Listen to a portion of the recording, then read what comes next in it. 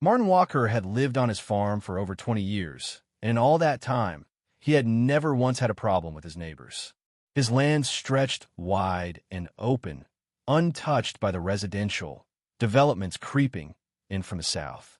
It was a peaceful life, one where he could wake up with the dawn, tend to his crops and animals, and sit on his porch at the end of the day, watching the wind turbine spin lazily in the afternoon breeze. That wind turbine had been one of the best purchases he had ever made. It powered nearly everything on his farm, from the irrigation network to the lights in his barn. No longer reliant on the overpriced electric company that always seemed to have issues during the worst storms, Martin had taken pride in the fact that he was running his farm efficiently. The county had approved his installation, and he had even received a tax incentive for switching to clean energy. Everything had been running smoothly until the notification arrived. It was a cool autumn morning when he found the envelope stuffed into his letterbox, its crisp white paper standing out against the usual flyers and junk mail. There was no return address, but the bold red letters on the front read urgent alert. Immediate action required. Martin frowned as he tore it open, scanning the message. To Mr. Walker, it has come to the attention of the Homeowners Association of Maplewood Hills that an unapproved structure has been erected on your land.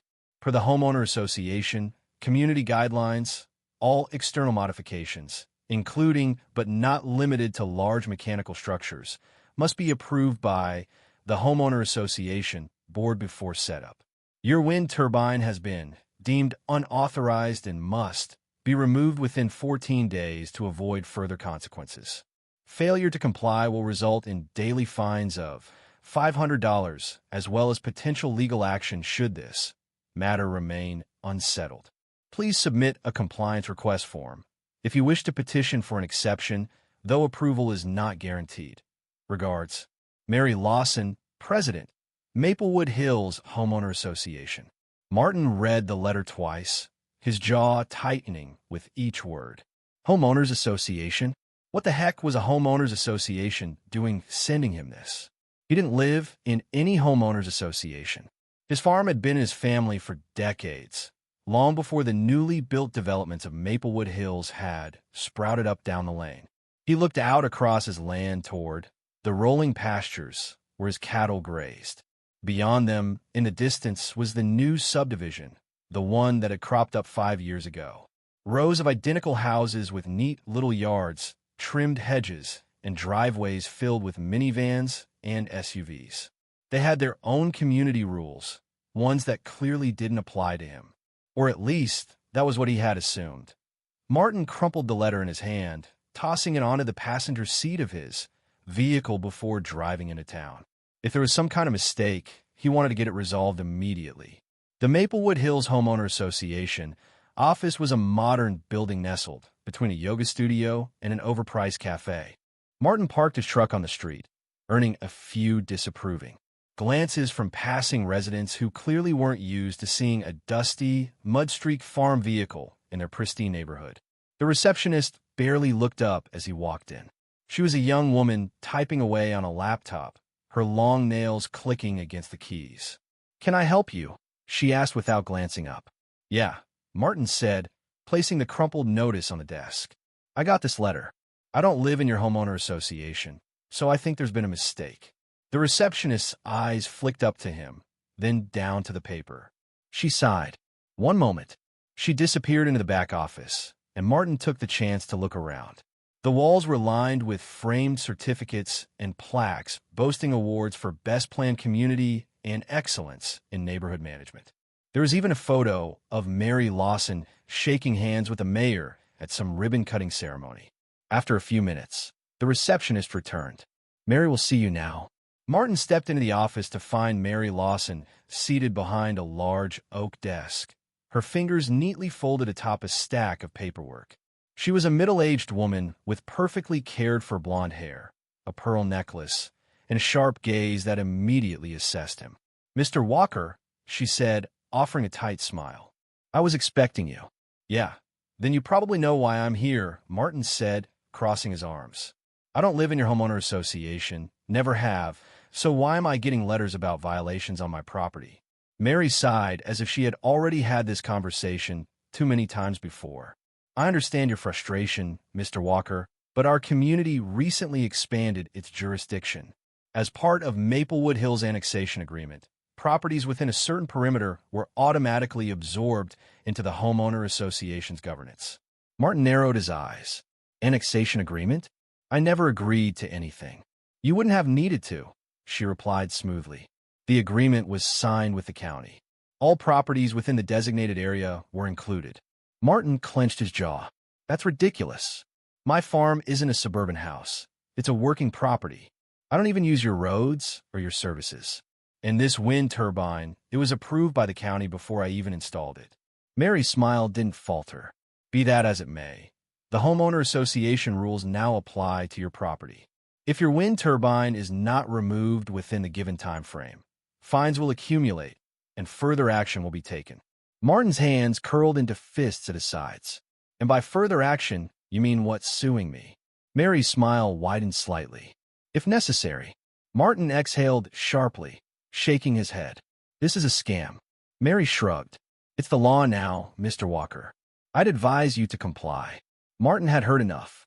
He snatched the letter off her desk and stormed out of the office, slamming the door behind him. By the time he got back to his farm, the sun was starting to dip below the horizon. He stepped out of his truck and looked up at his wind turbine, its blades turning slowly in the evening breeze. They wanted to take it down. They wanted to tell him what he could and couldn't do on his own damn land. But Martin Walker wasn't about to let them. If the homeowner association wanted a fight, they were going to get one. Martin didn't waste any time. As soon as he returned home, he sat down at his kitchen table, spread out every property document he had, and started combing through them. His farm had been in his family for over 70 years. There was no way it had suddenly, magically become part of some suburban homeowners association. His deed was clear. His property boundaries were clear. His land had never been a part of Maplewood Hills or any planned community. The homeowner association's claim was absurd, but absurd didn't mean powerless. Martin had seen plenty of stories in the news about homeowner associations overstepping their authority, filing lawsuits against homeowners for the most ridiculous violations. Mailboxes the wrong shade of beige, fences an inch too high, a parked truck ruining the appearance of neighborhood. Those stories always ended the same way. The homeowner either gave in or got buried in legal fees. That wasn't going to happen to him. The next morning, Martin drove straight to the county records office. The building was an old brick structure that had been there longer than Maplewood Hills itself, filled with thick binders, microfilm reels, and government officials who had seen it all. He walked up to the clerk's desk, where an older man named Walter sat reading a newspaper. Morning, Martin said, dropping his paperwork on the desk. I need to check something about my property. Walter peered over his glasses. What's the issue? Martin slid the homeowner association letter across the counter. They're claiming my land is under their jurisdiction. I need proof that they're full of it. Walter grunted and took the letter, giving it a once-over. Then, without a word, he turned to his computer and started typing. His fingers moved slowly but deliberately as he pulled up old maps, zoning agreements, and county records. After a few minutes, he leaned back in his chair. Well, that's interesting. Martin folded his arms. What? Walter turned the screen toward him. Your land isn't part of any homeowners association. It never has been, but there was an annexation request filed by Maplewood Hills last year, one that included a lot of properties that weren't originally in their area. Martin narrowed his eyes. Did it go through? Walter shook his head. No, county denied it. Too many irregularities. Looks like the homeowner association was trying to grab land that wasn't theirs, including some commercial lots and farmland like yours. They didn't have the authority. Martin exhaled slowly. He had suspected something shady was going on, but seeing it confirmed in black and white sent a jolt of anger through him. So, legally speaking, they've got no claim over my property. None, Walter said. They're bluffing. Martin let out a dry laugh.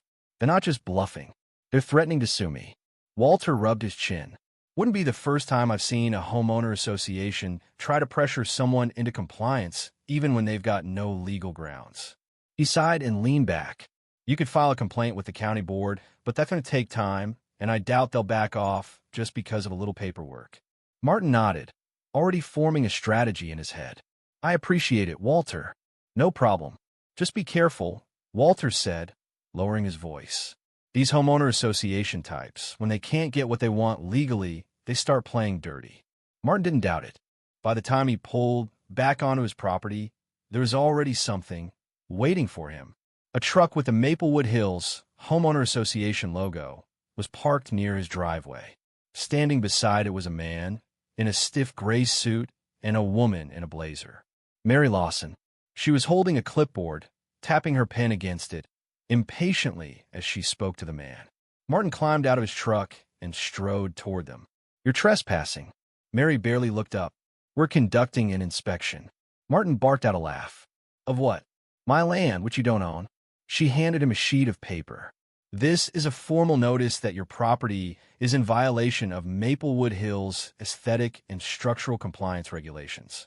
Failure to rectify these violations will result in further penalties. Martin skimmed the paper, disbelief turning into rage as he read. Violation 1, unauthorized structure, wind turbine.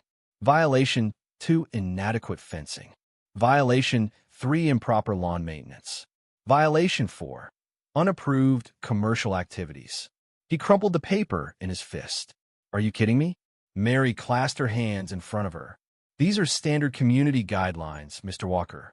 Community guidelines for a community I'm not part of, Martin shot back.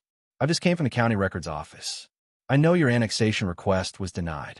Mary's lips thinned. That's irrelevant.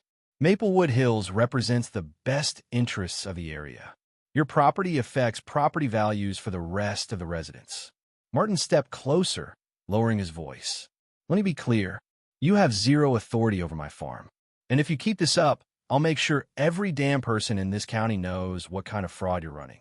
Mary's expression didn't waver, but Martin caught the flicker of something behind her eyes. Frustration, maybe even worry. We'll see what the courts have to say about that, she said, turning to leave. Martin watched as she and her associate climbed into their truck and drove off. That was it. They were taking this to court. They had no legal claim. They had no jurisdiction. But they had money, lawyers, and a long history of bullying people into submission. Martin wasn't going to be one of them. He had a fight on his hands, and he was damn well ready for it. Martin didn't waste time. The moment Mary and her lapdog left his property, he grabbed his phone and called the best real estate attorney in town.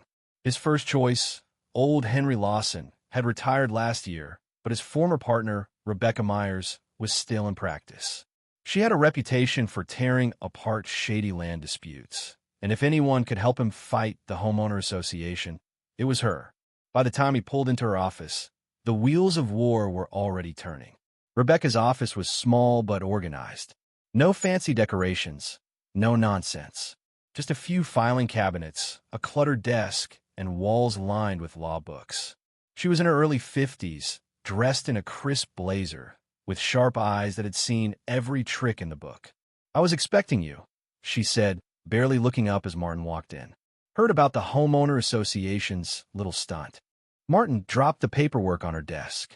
They're trying to pull me into their jurisdiction when my land isn't even part of it. They threatened to sue. Rebecca flipped through the pages. They're not just threatening, she said, pulling out another sheet from her drawer and sliding it toward him. They already filed. Martin's stomach tightened. The paper was a lawsuit, Maplewood Hills Homeowner Association versus Martin Walker. The charge, violation of community zoning and aesthetic standards. He exhaled sharply. Unbelievable. Rebecca smirked. Believe it. This is what they do. They file frivolous lawsuits hoping you'll either comply or run out of money fighting them. They've got no legal claim, Martin said. No, she agreed. But that won't stop them from dragging this through court. They know most people don't have the time or resources to fight back. Lucky for you, I love a good fight. Martin sat down. Tell me what we're dealing with. Rebecca leaned back, crossing her arms. Their argument is weak.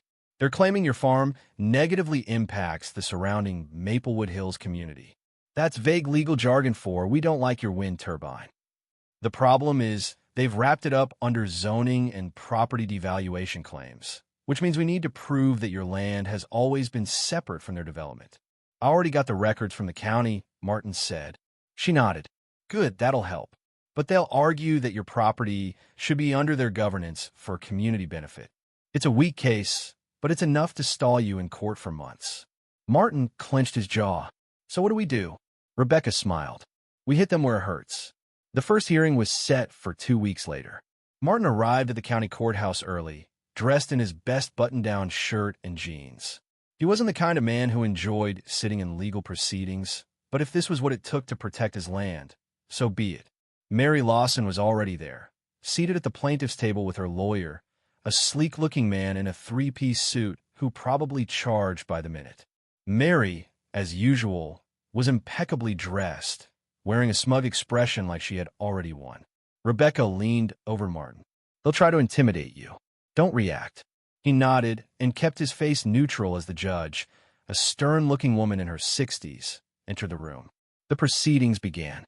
Mary's lawyer, a man named Philip Grayson, stood and launched into a speech about how Maplewood Hills was a thriving and well-maintained community, and how Martin's farm, with its unauthorized turbine and industrial appearance, was ruining the neighborhood's aesthetic. Martin had to bite his tongue to keep from laughing. His farm was over a mile from the nearest house in Maplewood Hills. The only way anyone saw his wind turbine was if they went out of their way to look for it. When Rebecca took the floor, she wasted no time dismantling their argument. She presented the county records proving that Martin's land was never part of Maplewood Hills. Then she laid out the denied annexation request, showing that the homeowner association had already been told their claim was invalid. Judge Whitaker, an old-school no-nonsense woman, frowned as she skimmed through the documents. Mr. Grayson, she said, adjusting her glasses, this annexation request was denied a year ago. If Mr. Walker's property was not part of your association at the time of its formation, and the county rejected your attempt to annex it, on what grounds are you pursuing this lawsuit? Grayson barely blinked. Your Honor, while the official annexation was denied, the Maplewood Hills community still believes that Mr. Walker's property affects the overall property values of the neighborhood. His wind turbine is visible from certain lots, and several homeowners have expressed concerns over its impact on their investments. Whitaker's expression didn't change. Do you have any tangible evidence that Mr. Walker's wind turbine has caused measurable property devaluation? Grayson hesitated. We believe. That's not what I asked, Mr. Grayson, she interrupted. Beliefs don't hold weight in my courtroom. Do you have any concrete evidence? Grayson cleared his throat. We're in the process of gathering reports from real estate experts. Whitaker sighed. So no. Noted. Martin allowed himself the smallest smirk. The hearing continued with Grayson trying to argue that Martin's non-conforming structure was a violation of Maplewood Hills community standards, but Rebecca shut him down every time. By the end of the session, it was clear that the homeowner association's case was on shaky ground. But just as Martin was starting to think they might get a quick dismissal, Grayson pulled a final trick out of his sleeve. Your Honor, while we recognize Mr. Walker's arguments today, we would like to request an injunction to prevent him from further expanding his property in ways that may continue to negatively impact the Maplewood Hills community while this case is ongoing. Rebecca's eyes narrowed. Expansion? That's not what this case is about. Grayson turned to the judge. Mr. Walker's farm includes large open land that could, in theory, be further industrialized, additional wind turbines, solar farms, commercial livestock operations. We believe his actions could set a dangerous precedent if not addressed now. Whitaker looked at Rebecca. Response? Rebecca stood. Your Honor, this request is absurd. Mr. Walker has not proposed any expansions. This is nothing more than a transparent attempt to further restrict his rights while they try to drag this case out in court. Whitaker tapped her fingers against the desk, thinking, I agree that the request is speculative at best, but I am willing to grant a temporary hold on any new external structures until the case is resolved. That means no additional turbines, no new modifications to the property until we settle this. Martin clenched his fists. This was exactly the kind of delaying tactic he had expected. Whitaker turned to Grayson. However, I am denying your request to impose aesthetic restrictions on Mr. Walker's current property. As of now, he does not fall under your jurisdiction. It wasn't a complete win, but it was a step in the right direction. As they left the courtroom, Mary shot Martin a look, one that told him this wasn't finished. Martin wasn't about to back down. They wanted a war. They had one. Martin walked out of the courthouse with Rebecca by his side, his fists clenched in frustration. The judge's decision to temporarily block him from making any new modifications on his own land wasn't a total loss, but it was exactly what the homeowner association wanted, a way to drag things out and drain his resources. They're stalling, Martin muttered as they reached his truck. Of course they are, Rebecca replied. They know they can't win on legal grounds, so they're trying to wear you down. The longer this drags out, the more expensive and exhausting it becomes for you. Martin exhaled sharply. They want me to give up. That's the strategy, she said. But they made a mistake today. That request for an injunction, that tells me they're worried about something. They're not just trying to get rid of your wind turbine. They're trying to control your land. Martin turned to her. And why the hell would they care so much about my farm? Rebecca smirked. That's what we're going to find out. That night, Martin sat at his kitchen table with a fresh pot of coffee and every document Rebecca had gathered on the homeowner association. Property records, zoning requests, past lawsuits. It was a mountain of paperwork, but somewhere in it, he was sure was the real reason behind the homeowner association's aggression. After hours of digging, one detail stood out. A land development proposal submitted to the county months ago listed a planned expansion of Maplewood Hills, one that included part of his farm.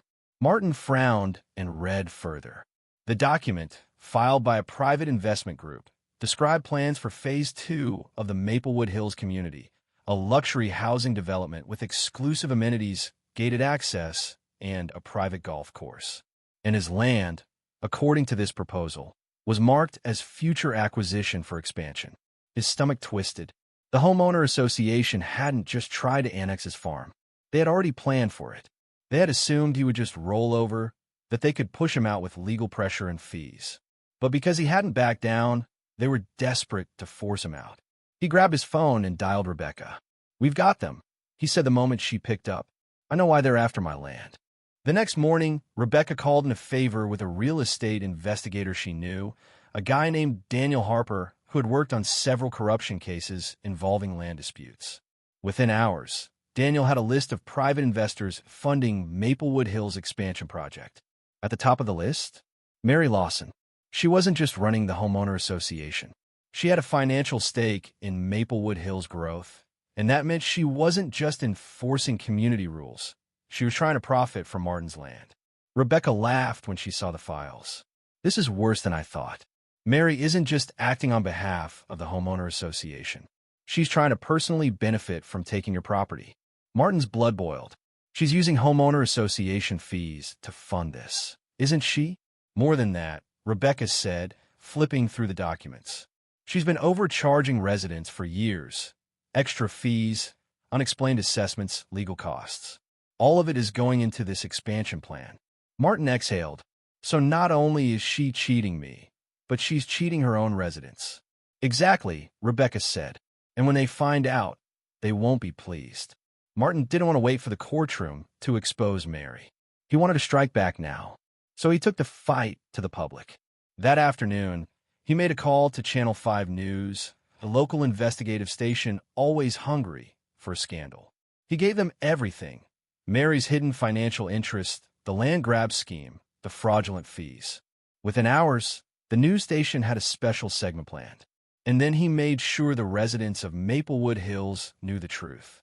Rebecca drafted a letter detailing Mary's corruption, and Martin personally printed hundreds of copies. That evening, he drove through Maplewood Hills, sliding them into mailboxes, taping them to bulletin boards, and handing them to anyone who would listen. By morning, the entire neighborhood was in an uproar. Mary didn't see it coming. At the next homeowner association board meeting, dozens of residents showed up, many of them clutching the letter Martin had distributed. They demanded answers, furious over the unauthorized fees and corrupt land deals. Mary tried to contain the chaos, insisting it was all a misunderstanding. But then Channel 5's lead investigator walked in with a camera crew. Mary paled. "Mrs. Lawson," the reporter said, stepping forward. "We'd like to ask you some questions about the financial records we obtained regarding Maplewood Hills expansion project. Would you care to comment?" For the first time, Mary had no smug response. The meeting erupted into shouting. People demanded refunds, demanded resignations. Some homeowners even started talking about filing a lawsuit of their own. And Martin? He stood in the back, watching Mary's empire crumble. She had come after his land, thinking he would back down. Now, she was the one being backed into a corner. And the fight wasn't over yet. The fallout from the homeowner association meeting was worse than Mary could have anticipated. The residents of Maplewood Hills had always been passive, too busy with their lives to question where their homeowner association fees went. But now, with the revelation of her financial scheme exposed, that complacency shattered. The community message boards were filled with angry posts, neighbors discussing legal action, and calls for Mary's immediate resignation. Meanwhile, Martin wasn't finished. He had spent too much time fighting this battle to leave anything to chance. Now that the residents had turned against Mary, it was time to end this fight for good. 2 days after the disastrous meeting, he got a call from Rebecca. "You're going to love this," she said, amusement clear in her voice. Mary just resigned. Martin leaned back in his chair, exhaling. "No kidding? Not just her. Half the board. Seems like nobody wants to go down with the sinking ship." Martin smirked. "Can't say I blame them." Rebecca chuckled. "The homeowner association is in total chaos. Their lawyer already contacted me. They're dropping the lawsuit." That got Martin's full attention. "Wait, just like that? They don't have a choice," Rebecca said. "With Mary gone, there's no one left willing to waste money fighting you. They're scrambling to distance themselves from this whole mess." Martin let out a deep breath. "So it's over?" "Almost," Rebecca said. "There's just one last thing left to do." Martin wanted public admission. Dropping the lawsuit was one thing, but after everything the homeowner association had put him through, he wasn't about to let them quietly sweep this under the rug. So when the homeowner association sent over the official documents withdrawing the case, Rebecca added one final demand: a signed statement acknowledging that they had no legal authority over his land. For 2 days, there was silence. Then, on the third morning, Rebecca emailed him a signed letter from the homeowner association's acting president, confirming that Martin's property was never part of Maplewood Hills and that the homeowner association had no further claims over his land. Martin read it twice, a slow grin spreading across his face. They had lost, but Martin wasn't finished just yet.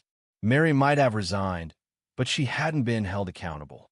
As far as he was concerned, a woman who had spent years bleeding people dry with fake fees and legal land grabs didn't deserve to just walk away. So he made another call to the county commissioner. It turned out that Martin wasn't the only one interested in Mary's activities. Local officials had already opened an investigation into Maplewood Hills finances, spurred by the news reports and homeowner complaints. And now, with the documents Martin and Rebecca had uncovered, they had enough evidence to go after Mary for fraud. Within a week, the county formally filed charges. Mary was indicted for embezzlement, financial misconduct, and falsifying records. Martin read the headline in the newspaper with his morning coffee. Former Homeowner Association President Mary Lawson indicted for fraud in Maplewood Hills Homeowner Association scandal. He took a sip, smirking to himself. That was justice.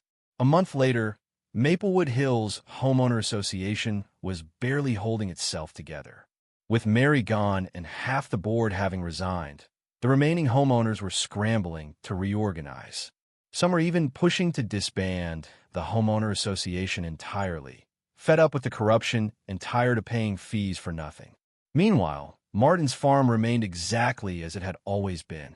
His land, his rules, and the wind turbine still standing, still spinning, still powering his farm.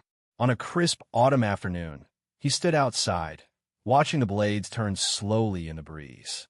This fight had nearly cost him everything: his time, his energy, his peace. But in the end, he had won. His land was safe.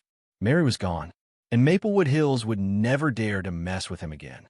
With a satisfied sigh, Martin turned and walked back toward his house. The wind carried the sound of the turbine humming in the background, a reminder of what he had fought for and won.